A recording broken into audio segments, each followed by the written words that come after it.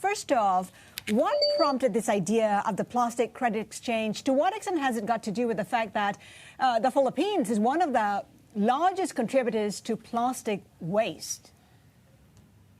Yeah, so the origin story of the plastic credit exchange actually started with with another social enterprise called Hope. Our flagship product is Hope in a Bottle, which is a bottled water. We realized that we might create a problem in single-use plastic, and we wanted to find a way to make sure that we weren't hurting the environment. So we started exploring ways for which we can neutralize our footprint. When we found that there was a way to do it and do it affordably, we thought that we would invite others into a platform that could do the same for them. Water, as you know, is a low-margin business, and we're a small-scale player in the Philippines. So if we could do it, we thought that other FMCGs could do so as well. Of course, you've set pretty high standards. Has there been any pushback from companies? No, I think what's happened here is we've created a market-based mechanism. It's a nonprofit. The exchange is a nonprofit, but what we've done is approach the very large kind of multinationals, the usual suspects, and many of them have, or in fact, all of them have created some sort of statement on sustainability for their global operations. So when we approached them and said that we might have a way for them to achieve their sustainability goals in the Philippines, they were actually very, very receptive. We have not had a rejection yet. A lot of them are very tentative, though, because this is a new idea for them. We are offering an integrated platform that not only activates an aggregation network, but all the way to working with processing partners to make sure that we're not just collecting the plastic waste, but we're also processing it in an environmentally safe manner. And I also know that perhaps this initiative is scalable in terms of the UNEP, WWF. Could there be talks between you and such organizations? Yes, actually, we're already in talks with WWF. Of course, they're always interested to hear about folks who are trying to help in environment, and we have a very heavy focus on ocean plastic, so they like that a lot. And UNEP, we were in touch with them in the very, very early days because we were searching for a standard. There wasn't one at the time. We put one out in April of this year. So there wasn't one at the time, but we wanted to consult them on what they advised, who they suggest we talk to, and really plug us into the effort around the world for reduction of plastic, especially single-use plastic. So they were extremely helpful, and we hope that we can continue to dialogue with them. And Nanette, it sounds like a great sort of platform, and very much like what carbon credits, what we see with some companies as well. Is it possible then you can actually trade these plastic credits with other businesses that perhaps don't meet their emissions targets or don't meet their plastic targets as well? Can it be more like a stock exchange? It can be. When we look at kind of the evolution of the exchange, we're in version 1.0 today. This is very much greenfield. It's new to everyone. It isn't mature enough yet where I think people will start trading.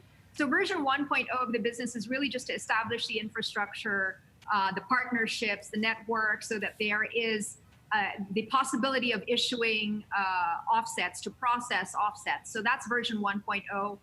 Version 2.0, of course, is we hope to expand our influence outside the Philippines in markets that are similar to our own.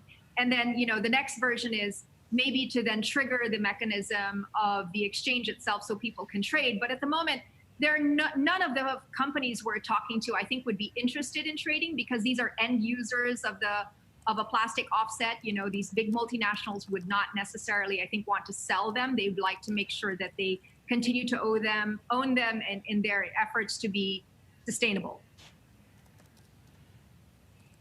And there's still, on the other side of this argument, some environmental activists out there, when they look at carbon credits, for example, and they're saying this is a false solution for climate change because it doesn't exactly, or it gives some creditors, I guess, let them off the hook for actually reducing their emissions targets. Do you agree with that kind of argument? And do the same kind of loopholes apply for plastic credits too? Yeah, so I think there's a lot of validity in that. And so when we put up this exchange, we were very, very conscious of that criticism. We created the exchange as a nonprofit precisely so that we would always be driven by the right reasons and not for financial reasons.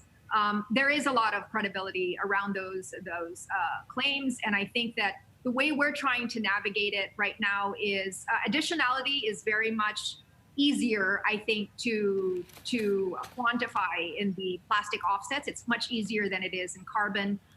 We do not suggest when we talk to companies, in our standard called the Plastic Neutral Pact, we do not encourage companies to just come to us to kind of to assuage their guilt on using plastic. We actually work with them with our calculator to see how much of their plastic footprint can be reduced, how much of it can be recycled, and then everything that cannot be either reduced or recycled, we encourage them to offset it. We don't see this as a perfect solution, but we see that it is a practical solution today until we can find better solutions. And I always say that the exchange is going to be involved in an iterative process.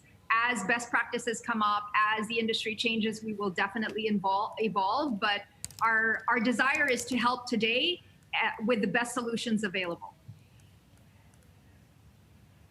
Nanette, talk to us about how this initiative to do with plastics is helping to create jobs in the Philippines.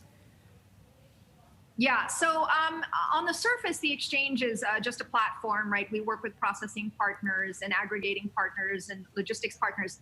But we do have a part of the exchange which is called the Arlington network, which is a grassroots aggregation network where we only work with women. Arlington is very loosely translated as sister store owner. And these are the small stores you'll find in communities where they'll sell household items directly to consumers. So we work with them in a waste to cash program.